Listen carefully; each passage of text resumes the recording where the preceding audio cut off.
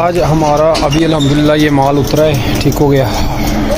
ये सारा इम्पोर्टेड माल है, विद वारंटी वाला माल है, लाइफ टाइम वारंटी देंगे। अभी इसको हम ओपन करेंगे थान को, तो इसको डिस्प्ले करके फिर दोबारा वीडियो बनाएंगे। ये माल अभी हमारा उतरा है जी अड्डे से, और इसको हमने डिस्प्ले कर लिया है बाकी माल को, तो ये भी डिस्प्ले करेंगे और हम इंशाल्लाह आपके साथ वीडियो में शेयर करेंगे इसको। कलर चेक करें, इस तरह का कलर मैंने कहा पूरे पाकिस्तान से नहीं मिलेगा जो कलर हमारे आ गए, ठीक हो गया जी। गोल्डन कलर है जिसे बोलते हैं सोना गोल्डन, ये वाला कलर अभी हमने ओपन कर लिया है टेक्सचर में, ये सोना गोल्डन है। चौथा कलर आ गया हमारा टेक्सचर का बॉर्डर वाला, बॉर्डर चेक करें इसका जी, ये आ गया जी कलर नंबर 4। ये 4 कलर आपके सामने, ग्रे है, ब्राउन है, ऑफ वाइट है और ये गोल्डन का है, ठीक हो गया जी। ये चौथा कलर लग गया है, कलर नंबर 4।